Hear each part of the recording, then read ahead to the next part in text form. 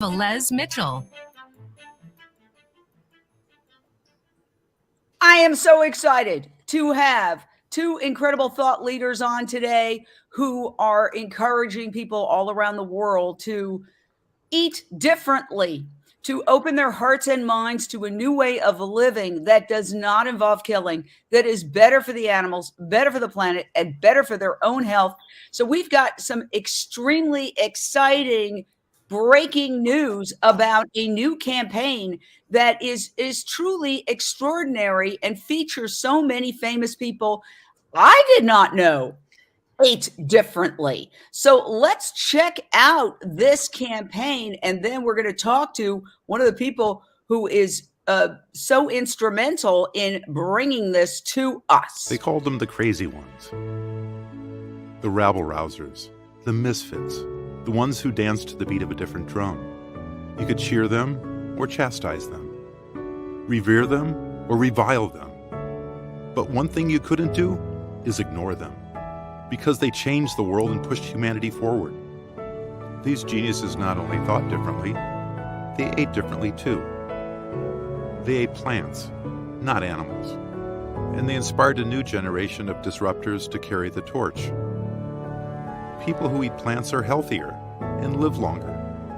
Eating plants reduces animal suffering, minimizes the risk of pandemics, and mitigates climate change. And while some say plant eaters are the crazy ones, we think it's not just genius, it's evolution.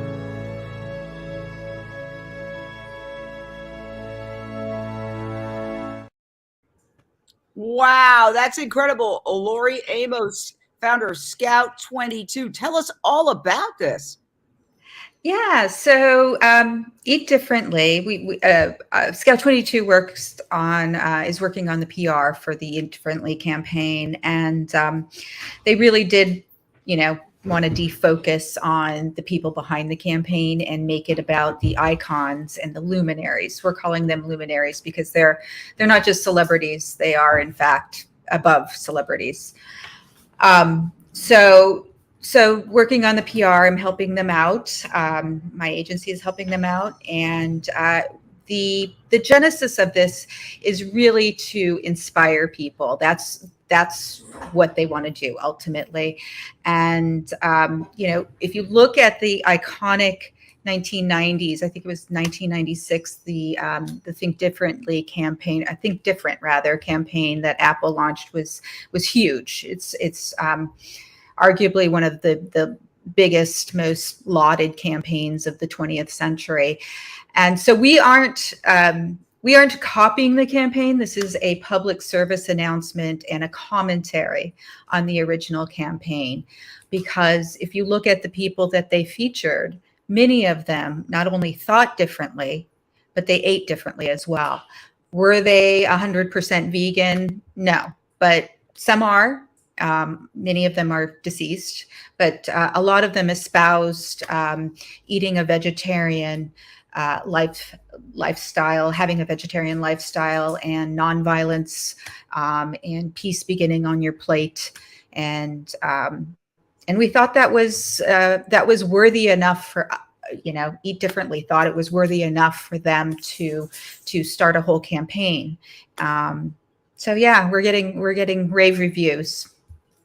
It's absolutely extraordinary. And I learned something. In fact, some of these people I might like you to identify. Obviously, I know who Prince is, but like this guy. Who's this guy? Oh, that's Hamilton. God, I'm blanking on his name. The race car driver. Okay. Lewis Hamilton. Oh, Lewis Hamilton. Okay. And yes. You can go to Eat Differently. What I love about this is that there are tons of quotes from these people that espouse compassion to animals. And so it's really, really interesting. Nikola Tesla there, obviously Steve Jobs, Cesar Chavez, Gandhi. Wow. Now you lose me. Okay, Prince, we're back. Again, you lose me. Yeah. I think Greta Thunberg. There are quotes, Natalie Portman.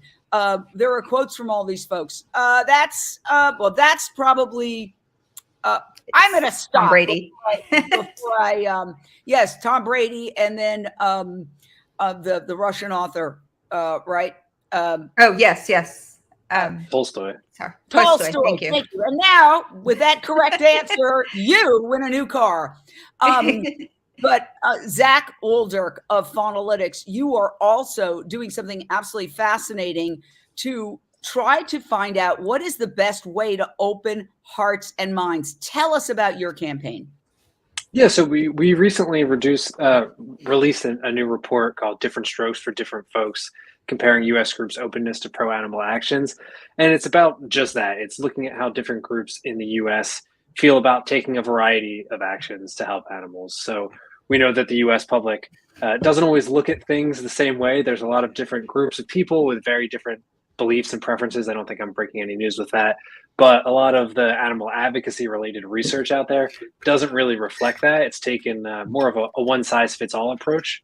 So when it comes to trying to get people to take actions that would benefit animals, a lot of the research out there has focused on one or two key actions or asks, or only looked at differences between a few groups.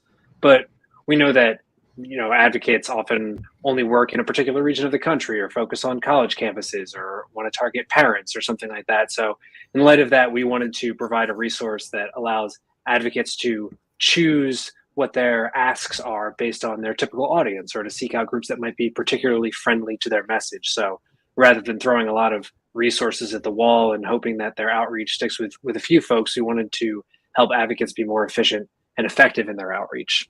So we ended up, we surveyed thousands of people in the US and asked them how likely they would be to try a bunch of different animal actions, pro-animal actions, and we asked them some information about themselves as well, ranging from their political beliefs to their age and their gender to how far they are from the nearest grocery store. And we released a report, which you can find at faunalytics.org, that goes into our findings. And we also created an interactive tool that lets you quickly and easily look at the results for the actions and groups that are most relevant to your animal advocacy work.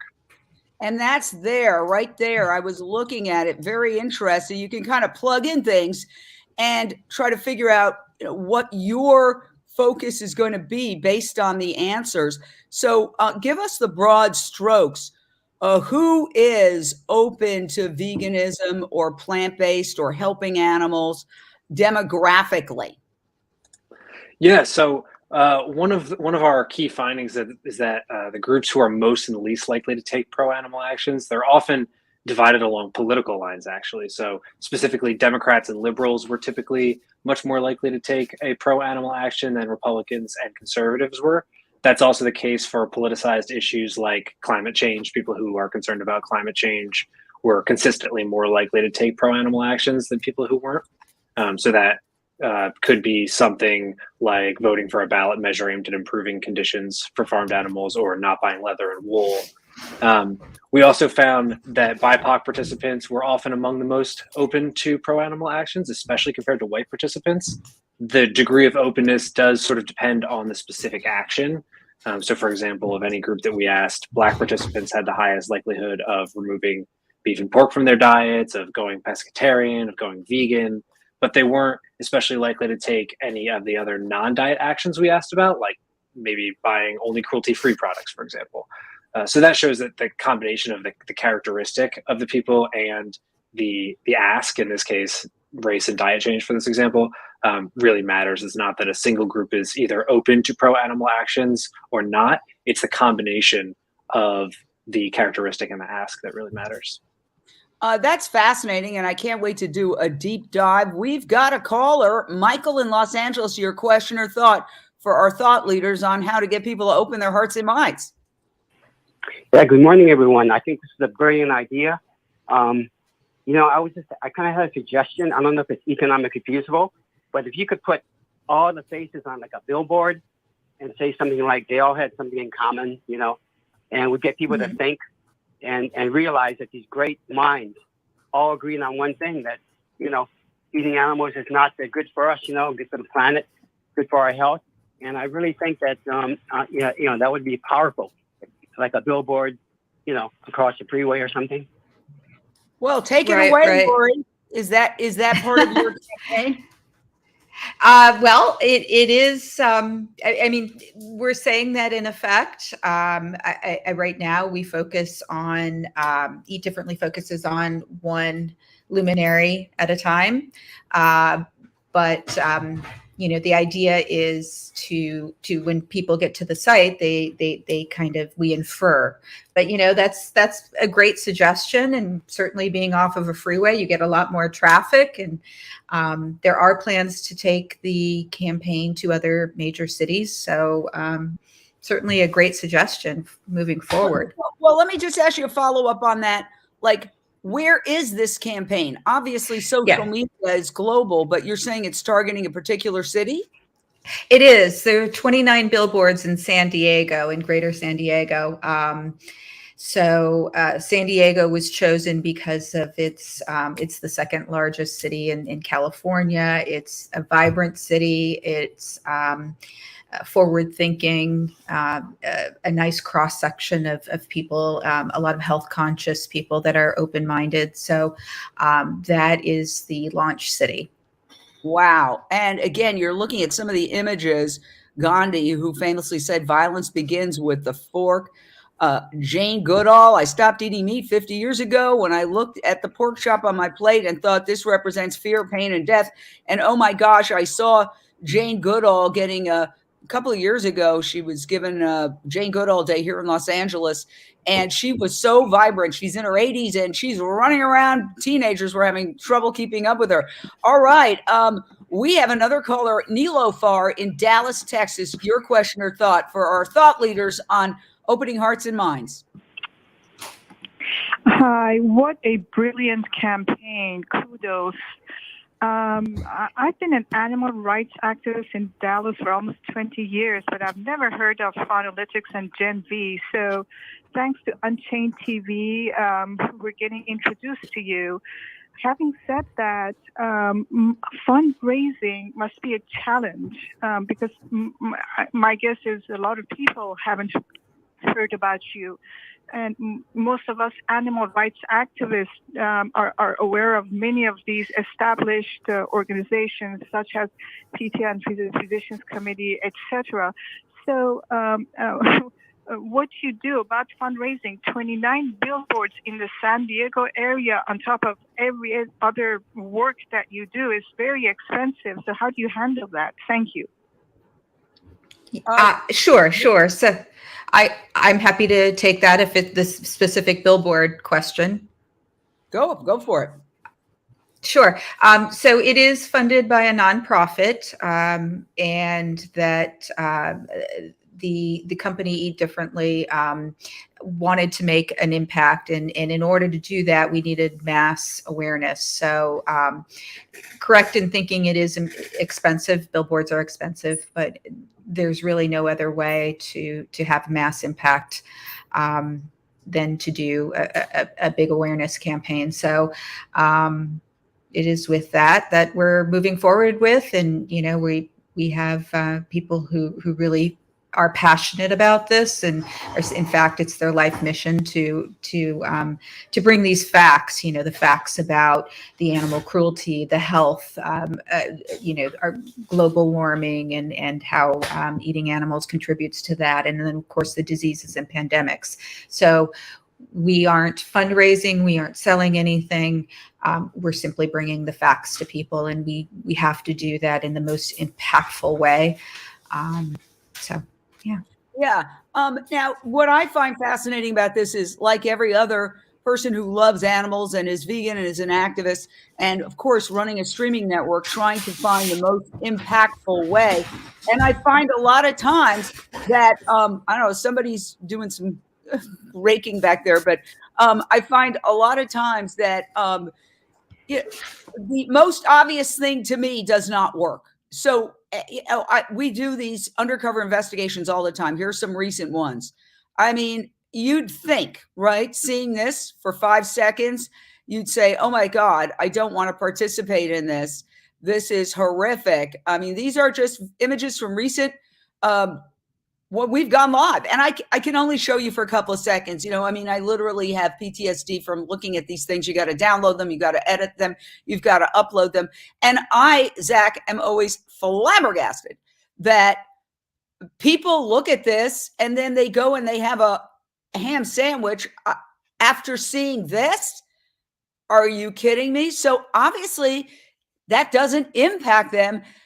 Obviously it impacts some people. I mean, most people that I know have gone vegan. A lot of times they cite the movie Earthlings, which is streaming on Unchained TV, along with Dominion, along with Vegucated and Forks Over Knives, and a lot of these great documentaries.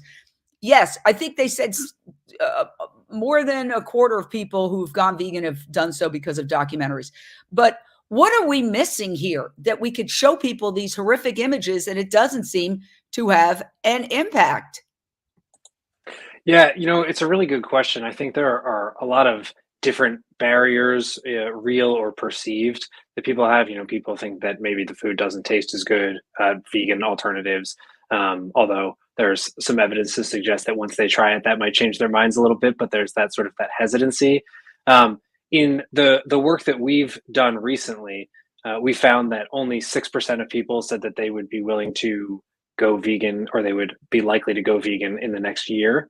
6% of people said vegan, 6% of people said they go vegetarian in the next year, 12% of people said pescatarian, 16% of people said that they would remove beef and pork from their diet. So it seems like the fewer products that people expect to have to remove from their diet, the more likely they are to try that.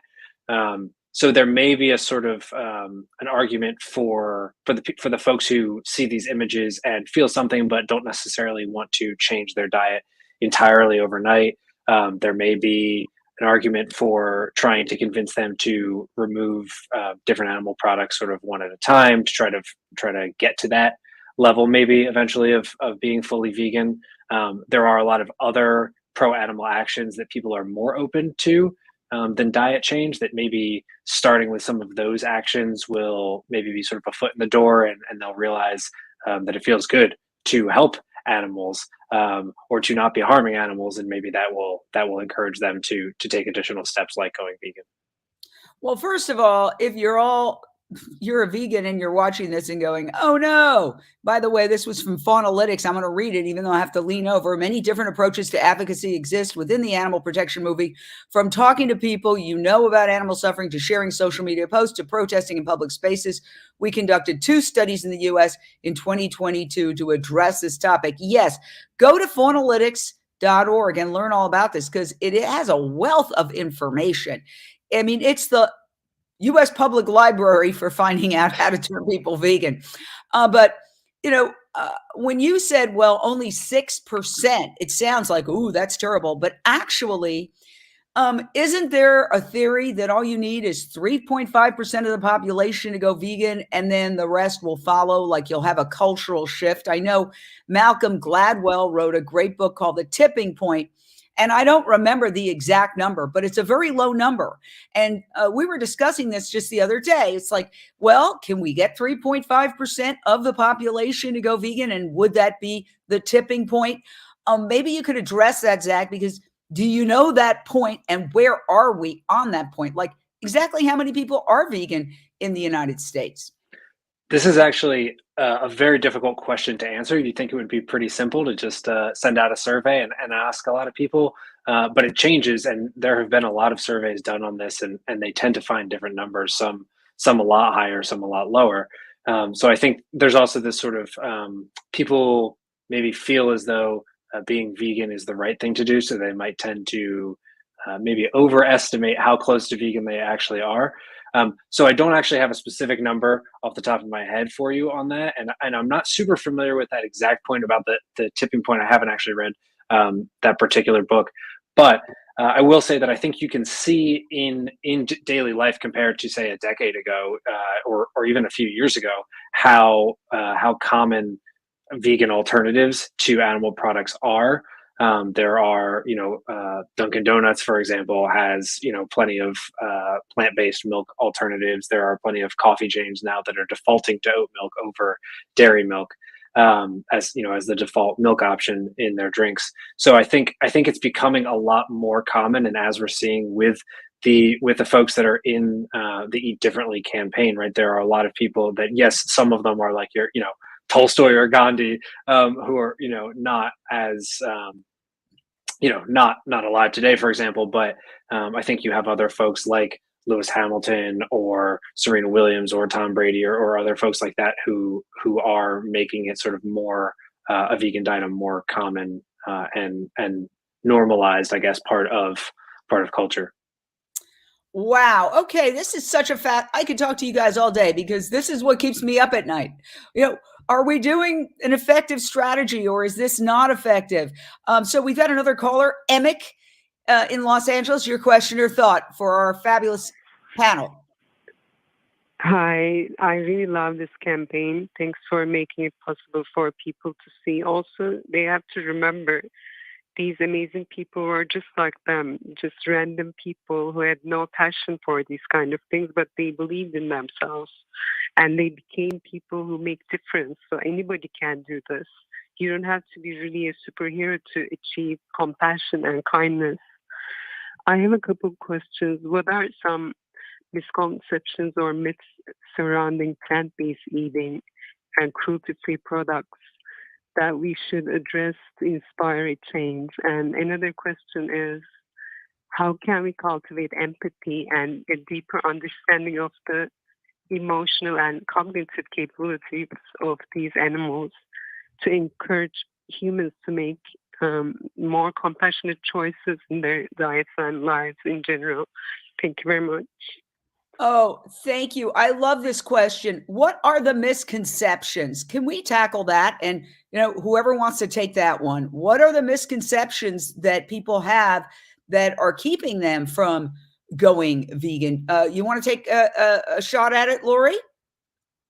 And this kind of goes back to an earlier question. Why don't people see, those images and a rational person would see those horrific images and say, yeah, not, bacon is not so good that I would participate in that. It has to do with cognitive dissonance, the confirmation bias and lost fallacy biases. So all these cognitive biases where people can literally talk themselves out of seeing what they're seeing or justify it. And that's why, I don't poo-poo people who are start off their vegan path with, losing weight or, something very surface level or what people appear to deem as selfish, because it can change. And once you break that barrier of they don't have the cognitive dissonance anymore, it starts to fall away because they're no longer eating meat. That was my personal journey that happened, 4 decades ago. And it happens to a lot of people. And I think the misconceptions about eating plant-based is, I think we touched on it. It's not it's not good for you, I think is what people are out there saying, the meat lobbyists.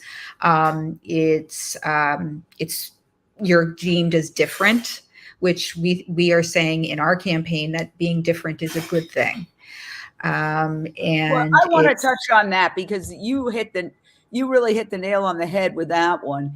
People want to fit in. And I've heard so many people say, well, I'm at a dinner party and first of all, nobody cares. They're thinking about yourself. You're thinking about yourself. Okay. When I gave up drinking 28 years ago, and knock on wood, one day at a time, that will continue. I thought, I'm going to go to a party and people are going to see that I'm not having, nobody cares. All of that was in my head. Nobody cares whether you're eating animals or not. In fact, usually they're curious and they ask questions, but not necessarily in an attacking way. Yes, it's happened to all of us. But I just find even if I don't bring it up, they'll bring it up. It's not like I'm proselytizing at all times. Well, yes, I am. But you know what I'm saying. Yeah. Let me ask you a follow-up on that. I mean, are there like 5 key reasons that are barriers that you've identified, like feeling like you're going to be different, you're not going to be accepted by your social group, the meat industry we know has a giant Fox News like ginormous place where they send out things, it's processed, blah, blah, blah, failing to mention that processed meat is officially cancer causing, according to the World Health Organization. It is a carcinogen, which the plant-based burgers are not. So what are those handful of barriers, Zach?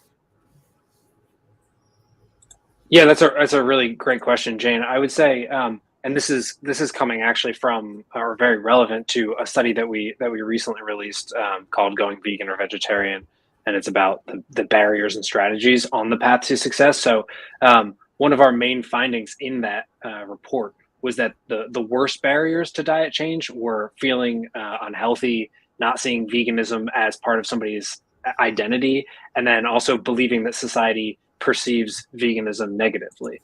So there is some truth to what you're saying about or a lot of truth, I should say, to what you're saying about people sort of being concerned that others are maybe perceiving them as different in a bad way. But I think that the Eat Differently campaign, for example, is a great example of trying to normalize that and show that even if you do feel different for this, which I think is probably becoming less and less common anyway, but even if you do feel different for it, there are a lot of people who have done this who we think of as luminaries, right? Who we think of as these thought leaders. So those are some of the main barriers. Cost is also a concern for people.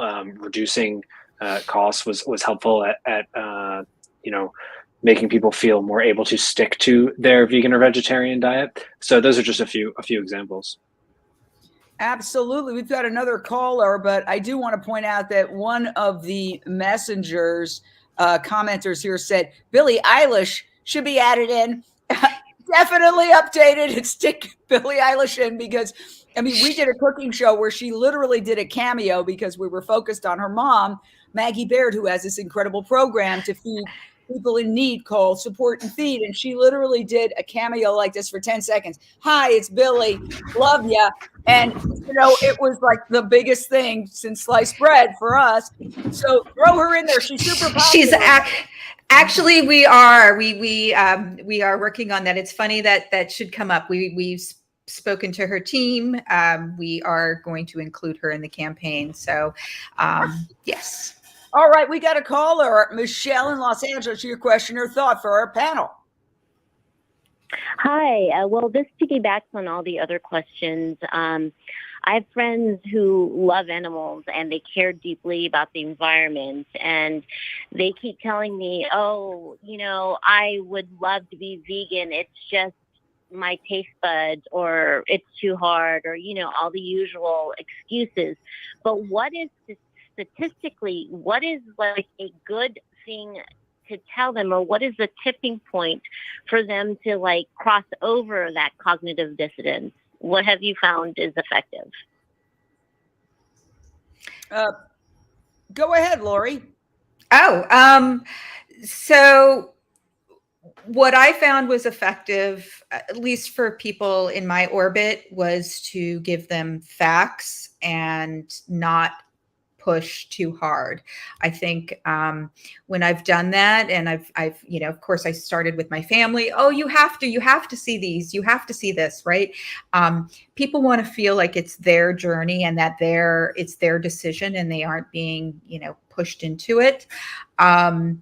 So I think just giving them the facts, sharing information, but doing so in a non-judgmental fashion, certainly has worked for me, has worked for people in my orbit, and then also just opening them up to, vegan food, delicious vegan food. I think one of the other barriers is just having access to good vegan food. And that's not, I live in Los Angeles. That's not the case here.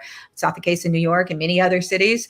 But I've traveled a lot, and it's been really difficult. So if they're thinking vegan food is, gross or tasteless, or they not good for them, it's a deal breaker. Your answer, Zach? Yeah, I would say everything that Lori said, I would underscore. And I also think that the caller mentioned something specifically about people concerned about the environment. We found that climate change, people's beliefs on climate change, tends to be one of the bigger predictors of whether or not, or one of the bigger things correlated with whether or not they will take a pro-animal action. So I think maybe pushing on that a little bit, pointing out what that's such a high percentage of emissions that are contributing to climate change come from the animal agriculture industry. So I think that might be another way of sort of driving that home, trying to figure out what specific points might resonate the most with the particular people that you're talking to.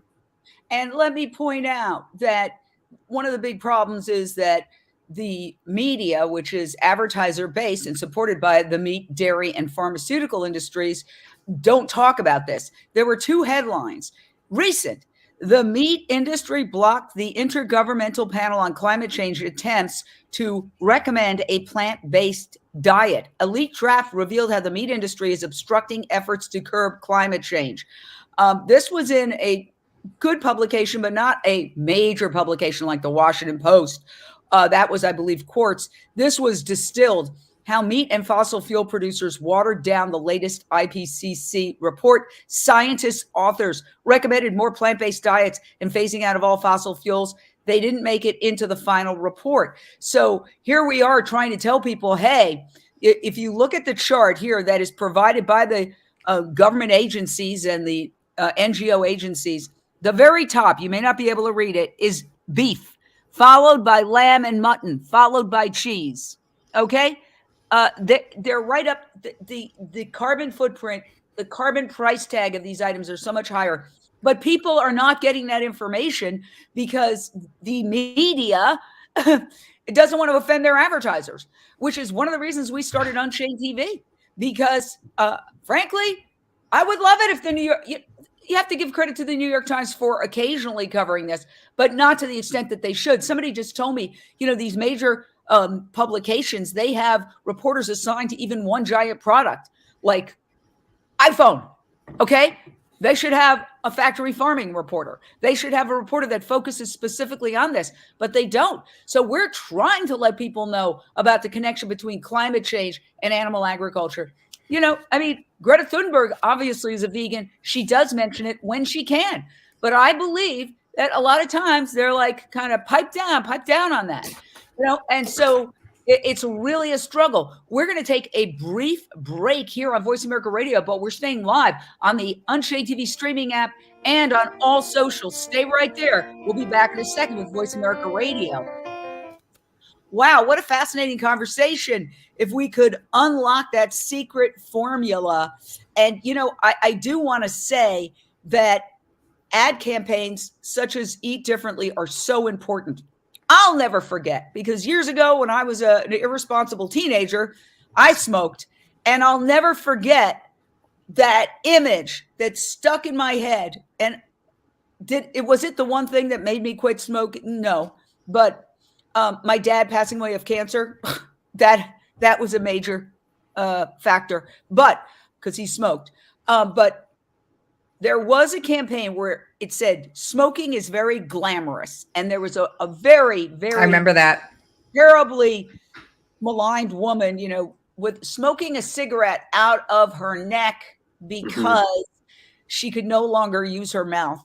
And I'll never forget that campaign. Like that one image of that and the counterpoint of the headline. I think that could possibly be the most brilliant advertising campaign ever in history, because people want to be they want to be part of the group. That's a herd mentality that is part of our DNA, and we want to be cool. And then all of a sudden you're like, whoa, I'm not cool if I smoke. I mean, it just flipped the equation. Is there a way to do a campaign like that? I mean, I think Eat Differently is fantastic. I love it. I'd like to see it everywhere. I'd like to, turn on my local news or my national news at night and see that as a 30-second commercial. But can we also kind of take a page from that, Lori? Absolutely. And so what we need, though, is, uphill battle because of the money, right? It's not cheap to produce, major campaigns that are multi-channel, like radio, television, outdoor. And so we've been, and hire the right people. That's the other thing, people who, love everybody in the plant-based space. But there are very few people who have the deep experience working at an ad agency or working at on the client side with very sophisticated marketing and advertising strategies and talent. And so I think we need to do that, though.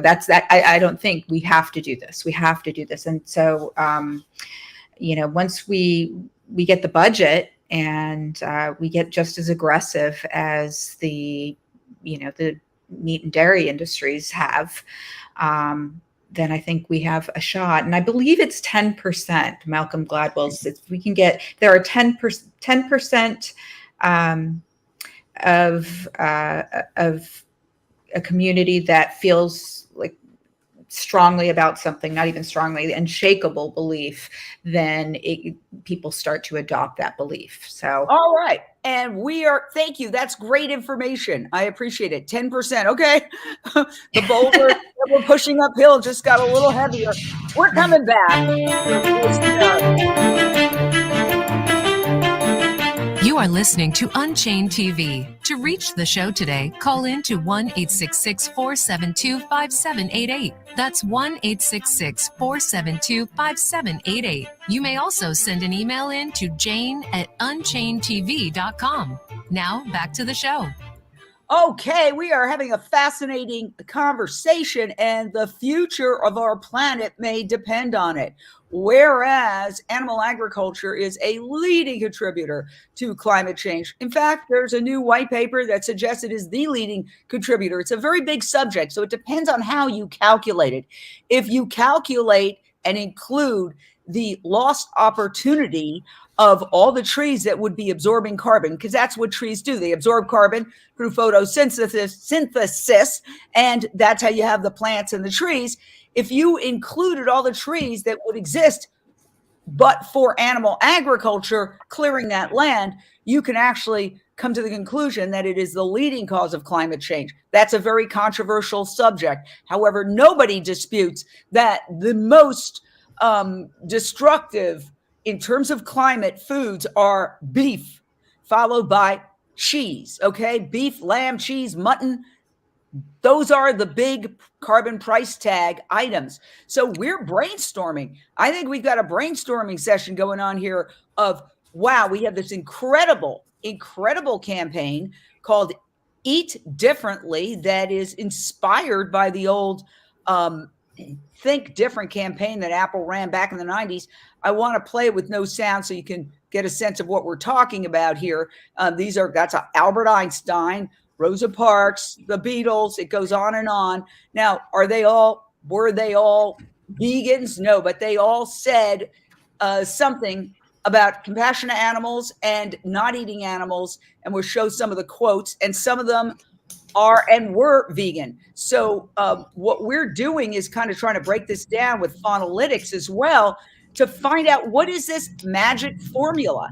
And there's Greta Thunberg, of course, who's a vegan, Natalie Portman, Tom Brady, and many, many others. Tolstoy. Don't know who this fella is. Okay, so you get the idea. These are famous people who may not have been strictly vegan. Some of them are.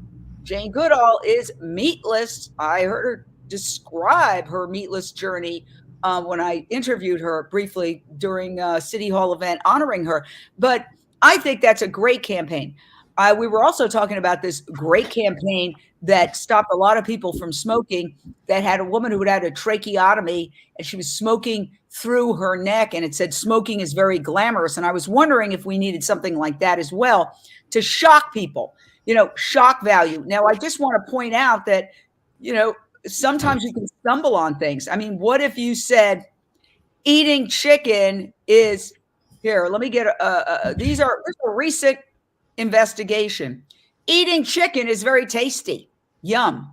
Right? And you showed what the reality is there. I mean, I'm wondering if something like that, eating chicken is, it's very wholesome, and you show something like that. What do you think of that Zach from Faunalytics, because you're an expert who has done deep research into how to open people's hearts and minds. Yeah, I think for some people that would be extremely effective. I think there are other folks for them the sort of more graphic images aren't actually as effective. So I think it would kind of depend on who you're talking to, which makes it a little bit more difficult. I think there's also this aspect of the smoking ad that you were referencing, in which people could either smoke or not smoke. I realize it's not that simple to quit, but it's sort of this simple binary.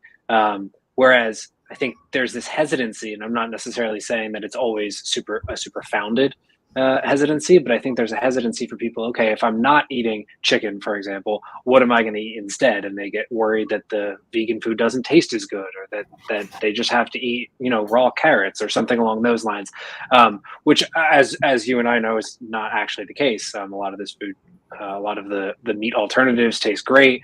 Even if you're not using meat alternatives, there are plenty of easy options that are often cheap as well. People are often concerned about cost as well. So I think as one sort of prong of a campaign, I think that would be a really good idea potentially for a lot of people. I think what's really tricky about this is that you're absolutely right. As somebody who does not drink and hasn't for 28 years, it is binary. No alcohol. Okay, period. End of story. But with food, you have to negotiate with food every day in order to stay alive. So it's a much more complicated scenario. And the choices and the fact that you have to make that decision, a couple of times a day, presumably, is a big factor. So it's almost like a three-dimensional chess game is how I see it. It's not just there's one magic solution. Also, different people respond differently to different forms of messaging. I was shamed into going vegan. Howard Lyman, I interviewed him when I was a local news anchor and I was vegetarian. And he's the mad cowboy who went on Oprah and said, it revealed all the horrors. He had been a cattle rancher. He got very sick. He made a pact with God. He said, God, if you get me out of the surgery, I'm going to reveal the secrets. He went on Oprah. He revealed the secrets. And she famously said, that just stopped me cold from eating another burger. She was sued by the Cattlemen's Association. She had to take her show to Texas for a while. Dr. Phil came on the scene, I believe as a trial consultant. And that was a big thing in our movement. And so he was doing a book tour for his book, Mad Cowboy. And after I interviewed him, he came up to my cubicle and he said, with his publicist, you'd like to know, Lori, and she was a big factor in this. And they said, we hear you're a vegetarian. Do you still eat dairy?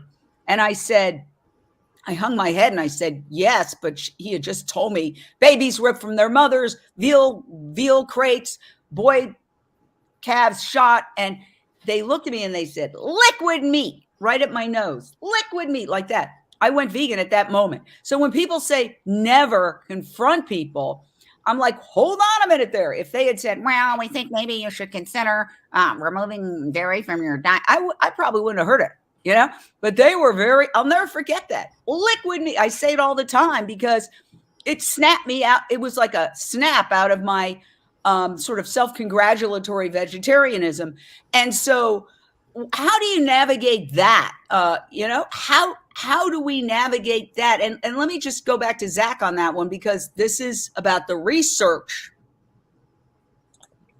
Yeah, it's a very tricky question to answer, and that's something that we were trying to work on in some of our more recent research, is trying to figure out, well, what things that are easy to identify in somebody if you see them walking down the street, or what area of the country they live in or something like that, would make it easy to figure out which people would be persuaded by the sort of like the liquid meat argument versus the folks who are like, I need to see hard data to convince me, or something like that.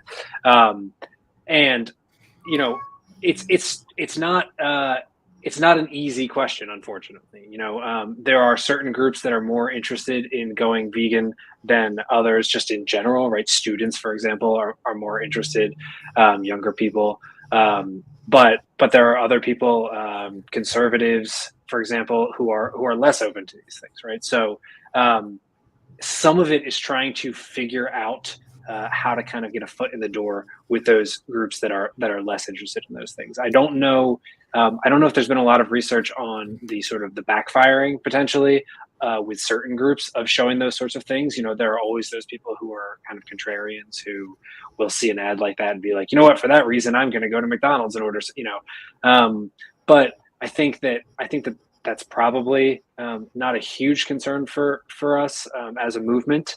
And I think trying to figure out ways to get a foot in the door, trying to push for things that people, you know, are more open to is a good idea. For example, people are really open to voting for ballot measures like Prop 12 in California.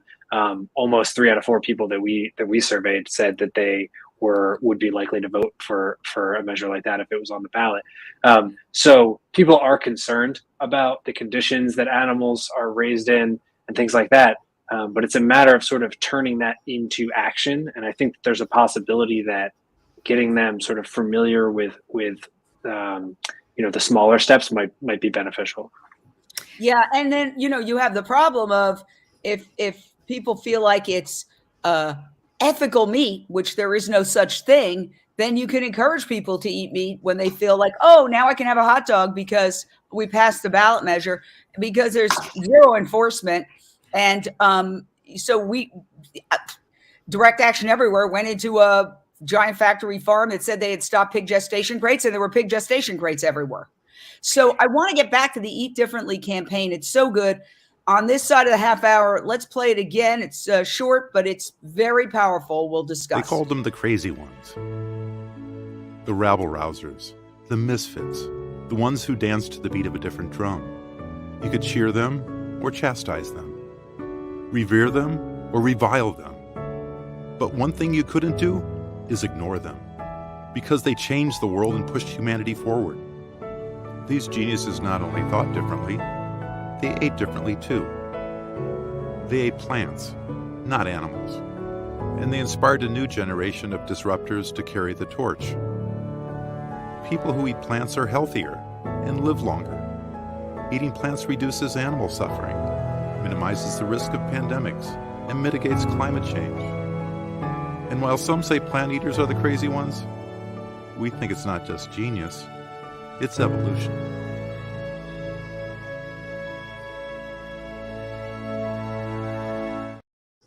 Wow, what a great campaign. I could just watch. I'm going to play that like a toddler. I'm going to play it over and over. Lori, so how are we going to roll this out? How we get the whole world to see this campaign?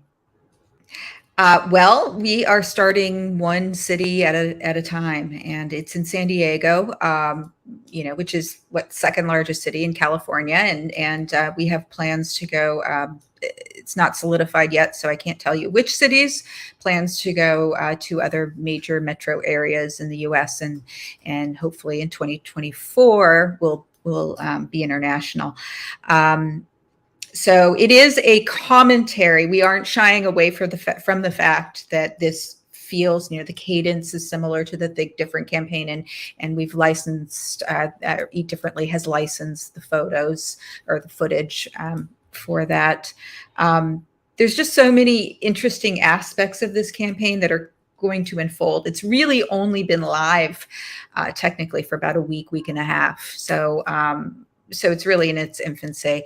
But yeah. Well, I want to go to some comments that are coming in. Don't you think most people don't get speciesism? It's a new word. You know, we have to get used to this new word. And people go, what? But I think it's a very important word. Eat Different campaign ads are educational and encourage people to adopt a plant-based eating and choose cruelty-free option. Absolutely. If one cares about animals and 97% of humans do, vegans should be the moral baseline. Absolutely. We're going to put you in the campaign. No, just kidding. But that's a very good statement. Thank you, Nilofar. All right.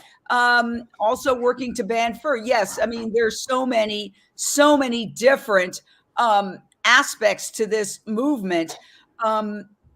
As an environmentalist, I used to save sea life from plastic straws, yet go out for sushi later. Don't you find that strange? Absolutely. There are so many contradictions, but, you know, we all have contradictions. Nobody is perfect. When I was working on uploading videos for Unchained TV, I decided to include a sustainability lane. And I realized as I'm uploading videos about composting, I don't compost. I'm a hypocrite. And I started composting as a result of uploading these videos. And it actually made me feel good because I was like, wow, people are going to watch these videos and change. I'm changing watching the videos. So we can all improve. Video is very powerful because, a picture tells 1,000 words. That's why when it's important for these people to go into these factory farms and show what's going on, because you could describe it in a giant encyclopedia, one image of what's happening to these animals in these factory farms is just so powerful.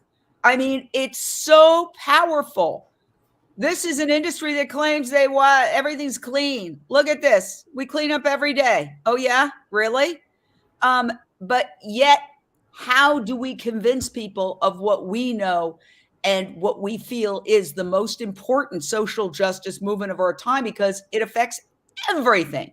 It affects world hunger. We've got children dying of world hunger because we're feeding a huge percentage of the food we grow to farmed animals. We've got the climate change angle. We've got the American health and Western world, and now being exported to other parts of the world health, where we've got an obesity crisis. We've got a heart disease crisis. We've got a cancer crisis.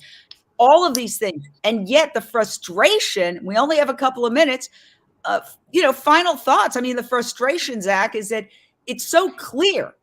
I just did an Instagram live with somebody this morning, and I was like, there's one false assumption that is at the root of at least 90% of our problems, and that is we have to kill to survive.